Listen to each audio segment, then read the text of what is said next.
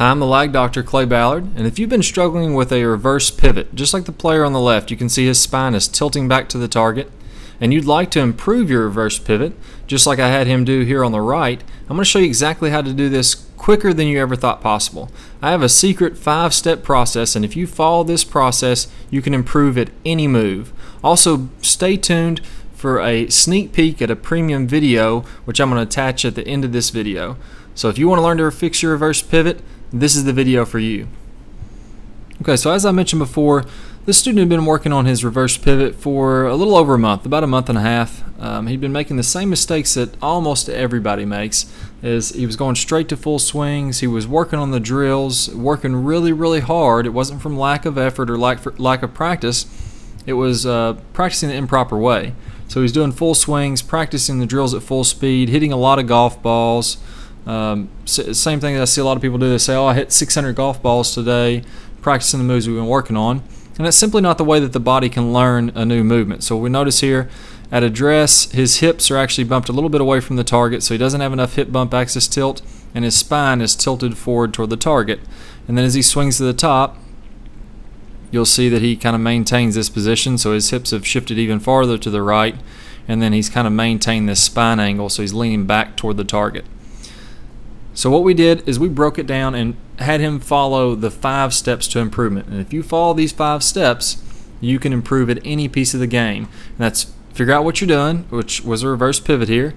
Figure out what we need to do to fix that. We talked about doing hip bump axis tilt, getting the weight forward, and then working on the necktie drill, so you knew how to do that. The third step is make it look good on camera.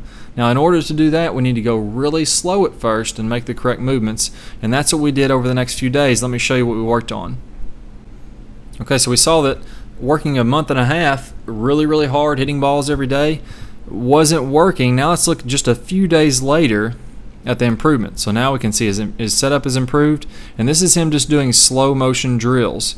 You notice that there's no ball here. He's been practicing quite a few repetitions of this each day, and as he swings to the top, you can see that he's maintained this axis tilt. So he's gotten rid of his reverse pivot in just a few days, working less than he did before. So he was working really hard before, but not teaching the body the right way. You can see that this is much more improved. So he followed the 5 steps here, where he made it look good on camera first. Now he's ready to ingrain. Now he's ready to do those 3,000 to 5,000 reps so this move becomes permanent, and then he can see the results. So he did as most people do, and I see this every day, 15, 20, 30 times a day on the site. So eager to improve and so eager to get better that they skip straight from learning what they should do to ingraining, right? So they're hitting balls and they're wanting to see the results. We're not ready for that. We got to make it look good on camera first. And I'm going to show you one other trick we did to help him get into this position, and that's exaggeration. So let me show you a video of one of the exaggerated drills we did. Okay, so here's him in an exaggerated position. So now this was his spine from the last video that he submitted. You can see now he's got more tilt. His hips are bumped too far forward, so we're over exaggerating this move. Really got it tilted back, and then watch this as he goes to the top. That would be the exact opposite of a reverse pivot, right? So he's got a ton of lean away from the target. His spine is really tilted away. His hips have really bumped forward to the target. This would not be a good position to hit a golf ball from. This would bring in a whole nother set of problems, but this is critical in improving very fast. So it's tough to get into the perfect positions without feeling the extreme. So before he was shifting his hips to the right, leaning back to the left. Now I've got him shifting his hips way to the left and leaning back to the right.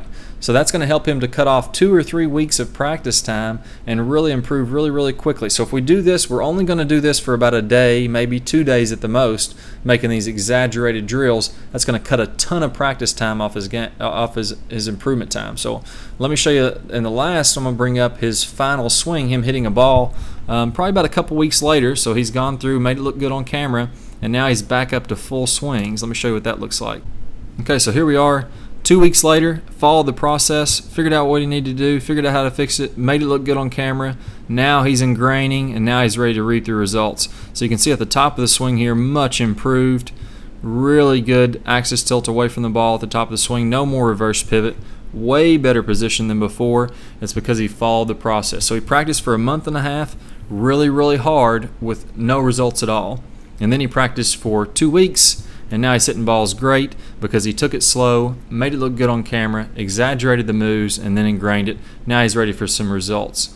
So if you've been practicing these moves for any move for more than 1 week and you haven't been seeing results, you're probably not practicing it the correct way. You need to break it down into really small pieces that you can control. Go slow motion at first. The slower you practice, the faster you'll improve. So for those of you who are not current Rotary Swing members, I'm going to go ahead and attach a preview of a video called the necktie drill. That's one of the drills we worked on to get him into this great position here. And I'm going to show you that preview now. If you want to see the full video, I'm going to attach a link in the description below. You can click on that link and watch it for absolutely free when you sign up for your free membership. Now that's usually only available to premium members, but if you click the link from just this video, you can sign up and watch that for free. So good luck to you. Good luck with your golf game. I look forward to seeing a lot more on the site. I've got some pretty non-standard rotary swing gear on here. I don't usually wear a lot of neckties, but I know a lot of you do, and it's a great simple training aid to help you understand where you're struggling at with your swing, why you struggle with the transition, why you're in bad positions at the top, because this necktie can tell you a lot about the position that you're in at the top of your swing.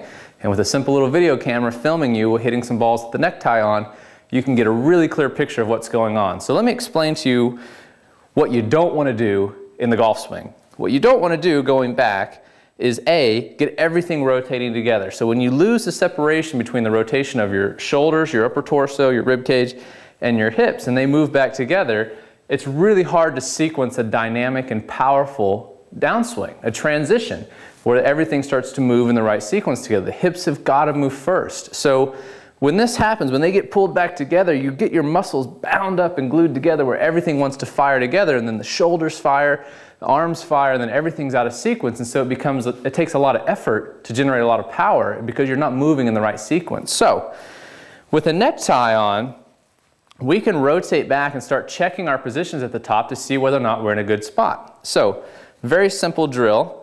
Put a necktie on, go to the top of your swing, and see if that necktie hangs against your chest, hangs against your belly. Now it's time to take action. Don't let another year pass and still be frustrated with your golf game. This is your year to beat all of your friends. Go to the description below and click the link to sign up for your free membership. It will never cost you a dime, and you'll receive over 2.5 hours of detailed, eye-opening video lessons. Plus, you will be able to see the remainder of this video, only available if you click the link on this particular video. Be the first of your friends to join our 40,000 plus free members. We look forward to having you on our team.